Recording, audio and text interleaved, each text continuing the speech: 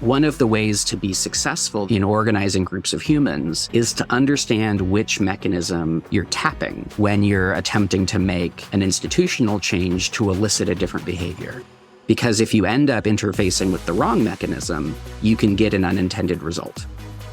Welcome back to the Management Theory Toolbox. I'm your host, Travis Mallet, and I'm thrilled to have you join me on this journey of continuous learning and growth as we navigate the dynamic world of management. Now, this isn't your typical management podcast. Yes, there are plenty of resources out there that will give you the ABCs of how to run a meeting, hire someone, or even how to fake a sick day without getting caught. But here, we like to talk about the behind-the-scenes topics, those concepts and ideas which transcend specific management practices, rather than simply restate them. We aren't going to give you specific tips and tricks for becoming an effective manager. Here, at the Management Theory Toolbox, we're interested in the why behind it all, the discoveries of behavioral science, psychology, business, and economics that will open our eyes to what's happening behind the scenes. Our journey into organizational theories have led us to this topic of learning.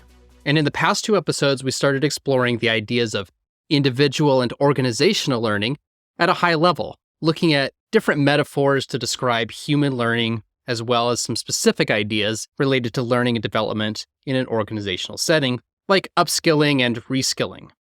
If you're like me and someone mentions the topic of learning, you immediately think about knowledge acquisition. Images of studying from a textbook, being able to recall information on demand for a test, or learning a new skill that can be exercised at will are all commonly associated with the word learning. But if you think about it, almost all of our behaviors, whether we're conscious of them or not, are learned behaviors. We weren't born with the habit of shaking someone's hand when we meet them the first time, or with knowing how to get to work on time, or even understanding why or if that's important. How to drive, write an email, follow an R&D development process, address a superior, negotiate a salary, work for a paycheck, create a good impression to others, dress or act professionally, work diligently with a focus, follow cultural norms, or time management skills. These are all behaviors and skills we learn after we are born. And if we broaden our definition of learning to include processes where individuals change their behavior in general, then we have a much wider and deeper field to work with. And that brings us to a topic called operant conditioning, which is an explanation for consequence-based learning that assumes learning results from simple conditioning, and higher-level mental functioning is often irrelevant. For example, in elementary school, we all probably made the mistake of saying some overly mean things to a friend, only to have them shun us for the rest of the school year. For many people, that experience may result in a learned behavior of avoiding conflict or significantly tempering what they say to avoid disrupting social connections.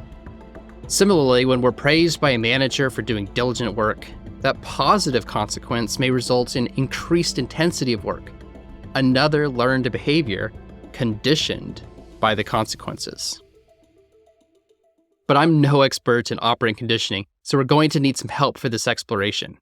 So let's give our time travel guide, George, a call. Hi, George, and welcome back. My dear friend, where might we venture today? Or, to be more precise, to which moment in time shall we journey? We're exploring the topic of operant conditioning. Do you know where we might start? Ah, the scent of inquiry is indeed sweet. The path you seek is so well trodden that one might have ventured there with little guidance. Yet it is always a joy to accompany a fellow sojourner. Let us set our course for Harvard University, some decades past.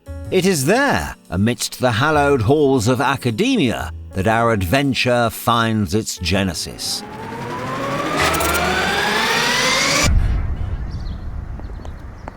Forward, my friend. So what are we here for?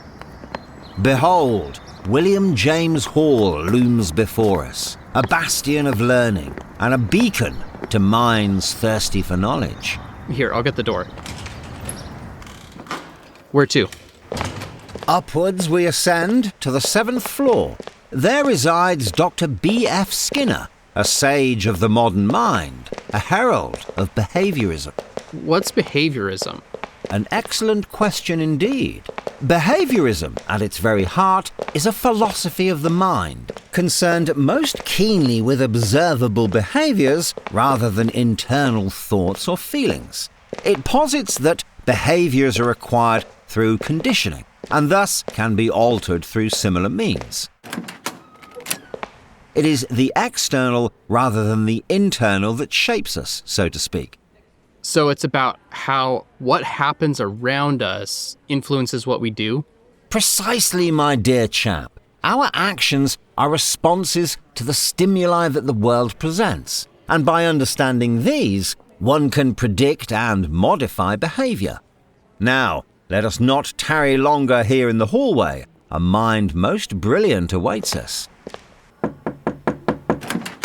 Dr. Skinner, it's always a delight. Allow me to introduce Travis, a seeker of knowledge.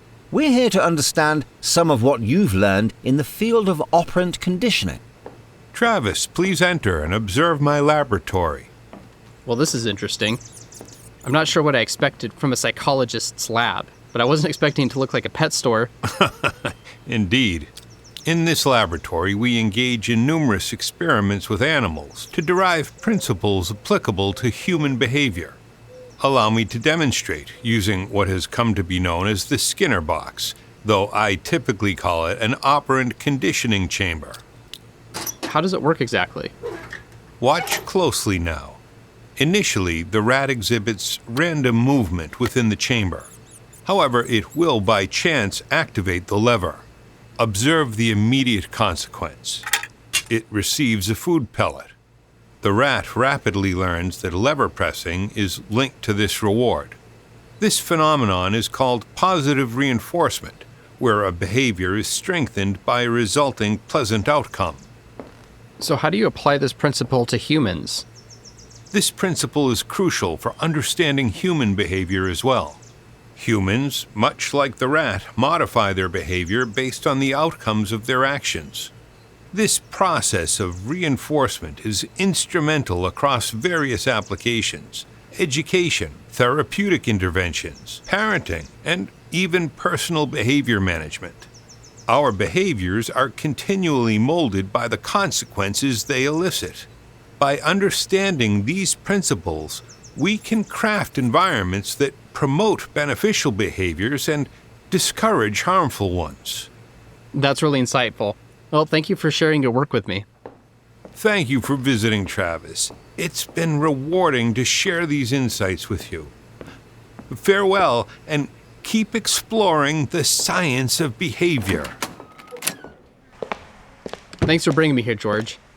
So if I'm understanding it correctly, the point of all this is that if we can figure out what influences or conditions people's behavior, then leaders and managers can be more adept at managing behavior or designing systems and processes to achieve a desired result. Indeed, you have grasped the essence quite rapidly. Yet therein lies an irony. The human ability to learn after a short conversation itself poses a significant blow to the very theory of operant conditioning we explore. Really? Quite so. While operant conditioning splendidly predicts certain aspects of human behavior and learning, it is but a thread of this rich fabric. Yet, let not your enthusiasm wane, for operant conditioning is still laden with a myriad of insights. Before you venture deeper, may I suggest that you speak with someone familiar with the field of evolutionary psychology to get a better understanding of operant conditioning and its limitations. In fact, if you're ready, let's remain here on Harvard's campus and advance the clock by several decades. So you want me to speak to someone else at Harvard? Yes, specifically an evolutionary psychologist.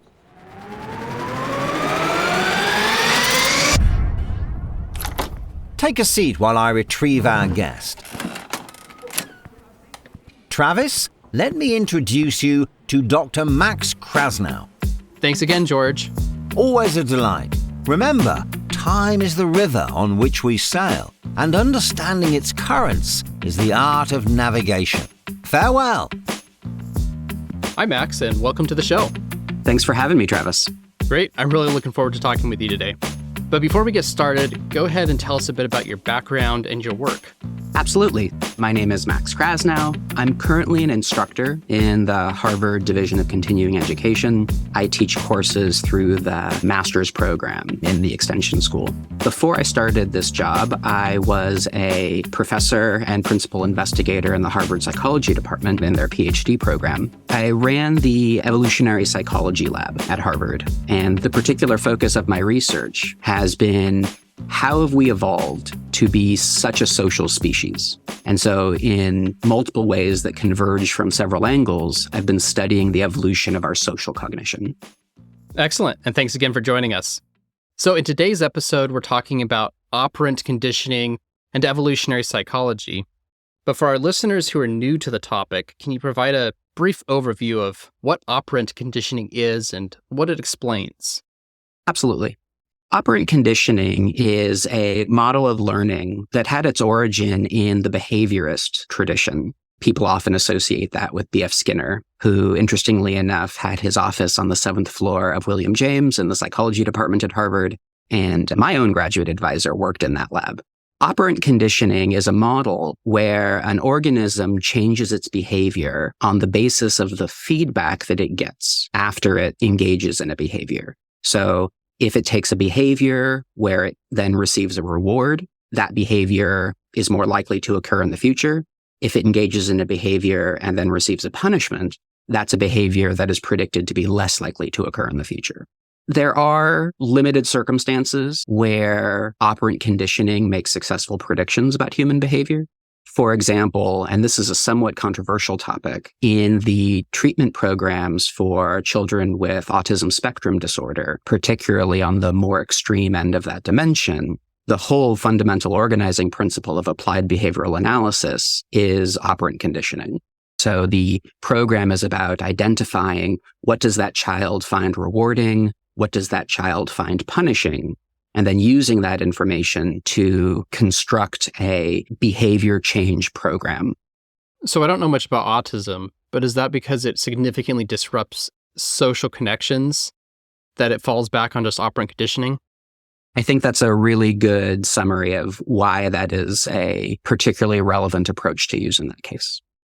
Now, can you tell us about what we know about how the mechanisms behind operant conditioning have evolved in humans, if we know anything at all? And are there cases where operant conditioning fails to explain a behavior, but evolutionary psychology tends to fill in that gap? So there is somewhat of a dearth of explicit research testing this theory, and it's in part because there are particular ways of testing evolutionary theories as opposed to other psychological forms of theory.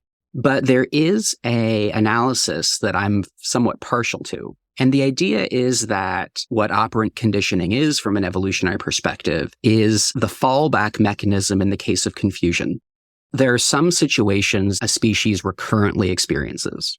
For example, for hundreds of thousands of years, we've lived in groups. And in those groups, there have been reliable structures present, such that the woman who nursed you is almost certainly your mother. And the children that mother has also taken care of are almost certainly your siblings, typically full siblings. And so the mind can come pre-prepared with those expectations. And then the mechanisms that use that information can have specific structure that is appropriate for that situation. One of those regularities that our species has experienced is we've reliably been in groups of people across deep stretches of evolutionary time where those people knew things that we didn't, including knowing how to use tools, knowing how to process food, knowing how to forage in particularly effective ways, how and when to hunt, and how the approach of an animal makes it more successful, what animals are dangerous. And so these are cases where selection pressures on mechanisms of social learning would be predicted to have evolved, and there's excellent evidence that humans have diverse mechanisms of social learning. On the other hand, there are situations that an organism is going to encounter that are not part of that reliable structure, that the mind has not come pre-prepared to deal with in any specific way. And in that case, the best you can do is learn through trial and error reinforcement. So the failures of this particular form of learning theory, operant conditioning and behaviorism in general, these theories start with a very strong assumption that this is how we learn everything and that the learning principle is applied equally in all circumstances. Based on the description that I just gave, it could be obvious that there's many recurrent situations that humans and human ancestors have experienced, that natural selection would have opportunity to select for mutations that caused better, more successful behavior than you could achieve if you simply were using operant conditioning. And these are the examples that for the past 70 years have time and time again shown that operant conditioning is unsuccessful in explaining the acquisition of that behavior. For example, take a species that has a particular experience throughout its history, like raccoons have been scavengers, that they frequently encounter dirty food. And when raccoons are exposed to an operant conditioning program, this is often called a shaping regime, where you sequentially reward closer and closer approximations to the desired behavioral end goal. A particular end goal was not able to be conditioned. They weren't able to get raccoons to do a thing because it conflicted with the way that they're prepared to learn. In this particular case, they were conditioning using food, getting raccoons to see something as food, and raccoons don't give away food. They keep it. And they don't treat food as itself clean. They often will wash it.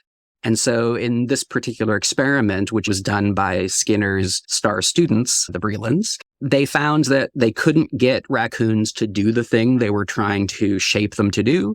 And they got the spontaneous emergence of a behavior that they didn't condition. It's important to remember that humans are more complicated than imagined by behaviorists. There's problems that we encounter frequently where people behave in ways that we don't want. If you're a parent that has had your kids in daycare, you probably have experienced the daycare center having a problem with parents picking their kids up on time. They can be very encouraging of parents picking up on time. There was an interesting case of a daycare center trying to apply behaviorist principles to discourage parents from picking up late. And so what they did is they applied a punishment. They said, if you pick up your kid late, we're going to impose a fine.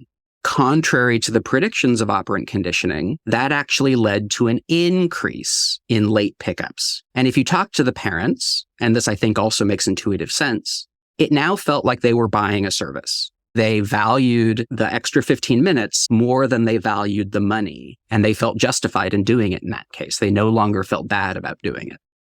That's a really interesting example. So if I'm understanding this right, operant conditioning does make some useful predictions about how humans respond to rewards or punishments, but there's some situations where operant conditioning gives a completely wrong prediction. Are there any other cases where operant conditioning fails to explain human learning? And maybe what are some alternative explanations for those cases?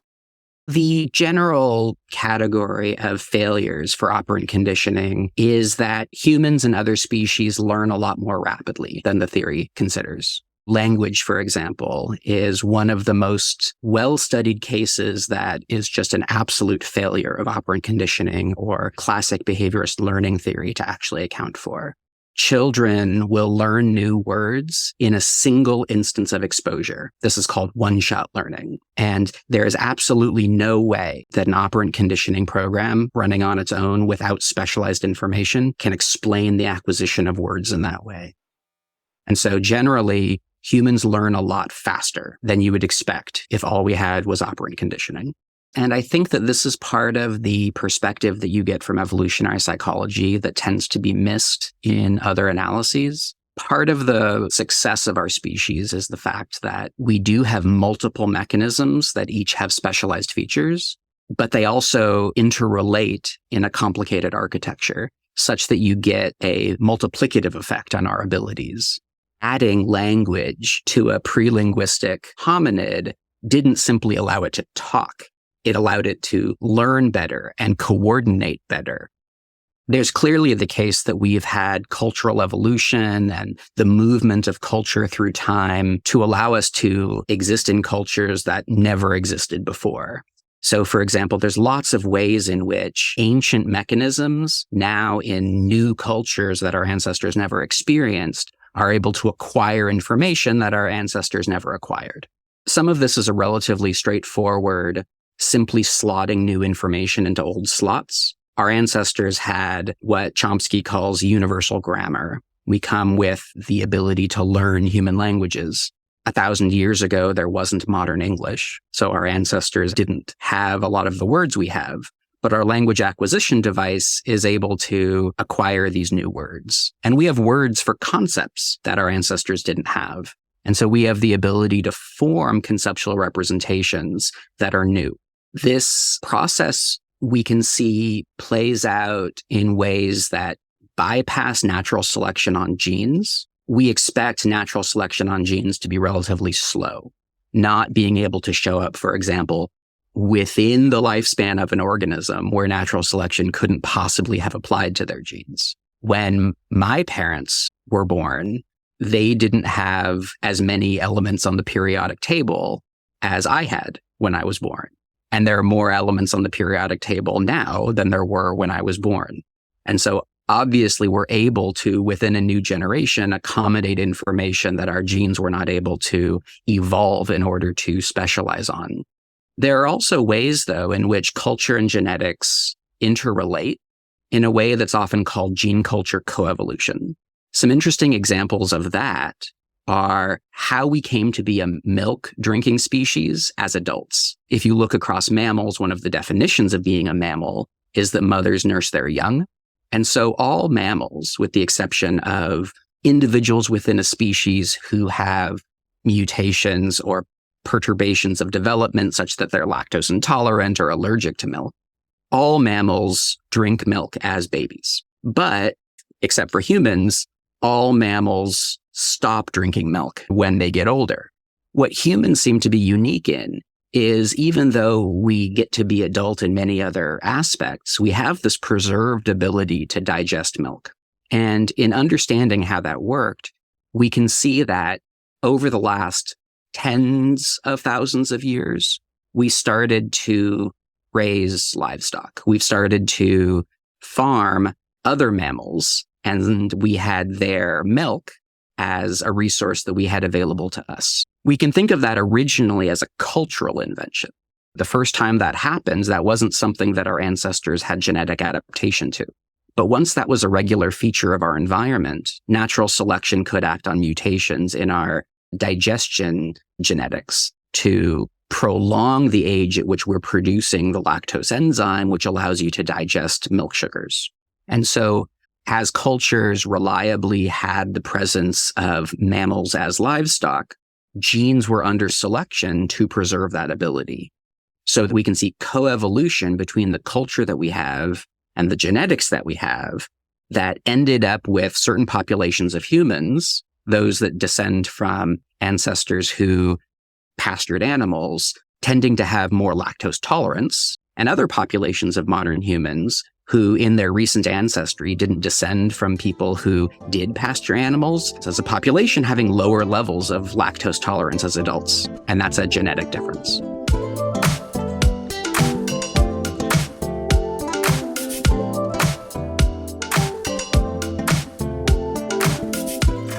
I think the big question for our audience is, what are some of the implications for practitioners, especially managers or leaders in an organizational setting? I think one of the main implications from taking an evolutionary analysis of social behavior is this recognition that there are multiple mechanisms of social behavior, both social learning, but also other aspects in which we solve social problems. When should we deploy trust? When should our punitive sentiment be aroused? When should we get angry? When should we apologize? And each of these mechanisms has an internal logic because they're solving different problems in different ways. One of the ways to be successful, therefore, in organizing groups of humans is to understand which mechanism you're tapping when you're attempting to make an institutional change to elicit a different behavior. Because if you end up interfacing with the wrong mechanism, you can get an unintended result. I think an interesting example, and this is not in a small-scale organizational context, but I think it's relevant for a kind of a contemporary political issue, is how we understand problems relating to social welfare. You see reliable differences in how conservatives and liberals think about the homeless. Conservatives tend to think about the homeless as lazy, that they're homeless or unemployed because of a lack of work, that it's individual decision-making that makes them responsible for their outcomes. Liberals, on the other hand, are more likely to see these problems as the result of luck and circumstance, such that on the flip of that coin or the toss of a dice, anyone could be in those circumstances, and that it has much less to do with any individual's hard work. From an evolutionary analysis, there's been a lot of work that has demonstrated that we have multiple mechanisms of social organization and multiple mechanisms that produce social intuitions, and that we can look at two particular mechanisms in this case. One of them evolved in order to help us solve problems related to cooperation, that if you're going to work with somebody else for mutual benefit, you don't want them to exploit you. If they're not helping you out in return for you helping them, they're a bad cooperation partner, and continuing to engage with them would be failing that problem. Finding cooperative partners is part of the solution to the ancestral problem of cooperation. We are also a species that lived in a world where there was tons of risk present. There's some estimates that 30% of hunter-gatherers would have died if it were not for the help they got from their family and friends. We help each other out when we get injured, when we get sick. And injury and illness is much more often a product of luck than it is intentional action. Also, some of the ways in which we make a living, like hunting, or our ancestors made a living at least, are much more luck-based than some of the other ways that we made a living, like gathering plant foods. And just through sheer luck, you might be unsuccessful in retrieving animal protein day after day after day. We seem to have a relatively specialized evolved system for pooling the risk in our social environment, such that we interpret non-contribution or non-cooperation differently when we're thinking of a relationship as a risk pooling relationship than we do when we're thinking about it as a cooperation relationship. And actually, research has shown that you can get conservatives to have liberal intuitions and liberals to have conservative intuitions when you manipulate which of these mechanisms you're tapping by the information you give them. And so I think this is the kind of insight that business leaders and managers would profit by being mindful of, that there's a literature that helps us understand the specific nature of our multiple mechanisms of social cognition, and that there is profit to be gained, that there's a way to have a more successful organization by applying that specialized knowledge. This reminds me a bit of Daniel Lieberman's book, Exercised. He's also here at Harvard over in the Department of Human Evolutionary Biology. And one of the things that he argues is that we evolved in many ways to be lazy, to conserve energy and calories every opportunity we get.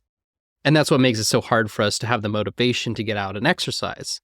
Now, his focus is a lot on the physical aspects of that, burning less calories through less physical movement. But I imagine there's similar mechanisms in psychology with respect to mental energy as well.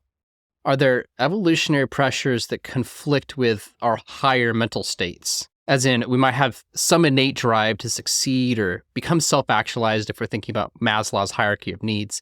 But can that also conflict with other evolutionary pressures that could end up impacting job performance and motivation as well?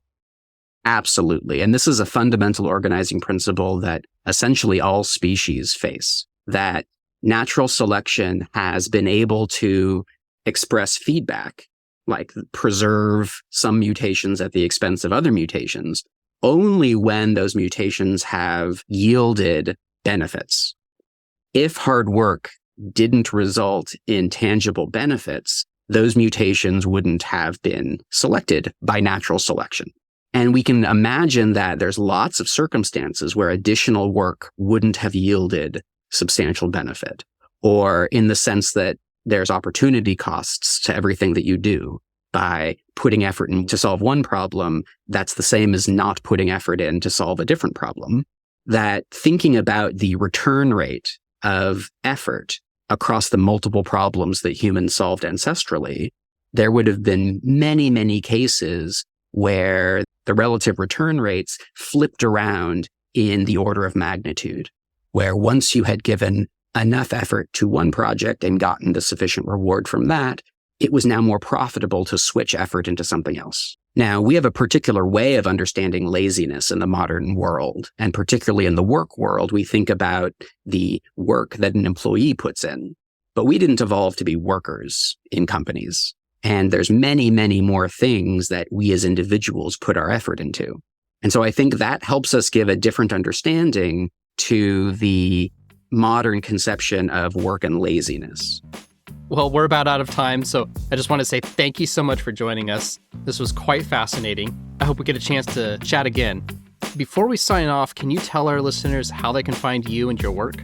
My lab website still exists, and on that website, you can find a list of my publications. That website is projects.iq.harvard.edu/EPL, standing for Evolutionary Psychology Lab. But probably the easiest way to find my research is simply to go on Google Scholar and type in my name. Great. Well, thank you very much for joining us. My pleasure. It's been a great conversation. Thank you. Take care. Wow, that was a lot of information. Over the next several episodes, we're going to be exploring the concepts of operant conditioning in more depth, since this is extremely applicable to modern workplaces, which are riddled with behavior feedback structures. But as we learned from Dr. Krasnow, there are often multiple mechanisms at play at any moment, and leaders should be aware of these to avoid unintended consequences. For example, Employee of the Month awards provide a form of positive reinforcement for high-performing employees. But the public aspect of the reward can also enhance observational learning, where employees learn strategies from those who are rewarded, which is a form of social learning. And from an evolutionary perspective, public recognition can trigger an increase in social standing and respect among peers, which historically could influence survival and reproduction, but which may also fuel unintended informal hierarchies and power structures within teams. Or consider the reward systems at some companies which are designed such that only top performers receive significant rewards. While this might be a very effective way to tap into operant conditioning and other mechanisms like social status, the result can produce a cutthroat competitive environment where employees focus on outperforming peers rather than working with them, leading to decreases in innovation or other metrics. This week, take some time to sketch out a few of the feedback mechanisms in your work environment that produce either positive or negative consequences for certain behaviors. For each of these structures, take a guess at how they might tap into multiple learning mechanisms beyond just simple conditioning of behavior. What unintended consequences may result? Are there remedies for those? And so with that, thank you for joining me on another episode of the Management Theory Toolbox. Stay tuned for our next episode where we dive straight into the ideas of positive and negative reinforcement. In the meantime, keep learning, keep growing, and keep building your Management Theory Toolbox.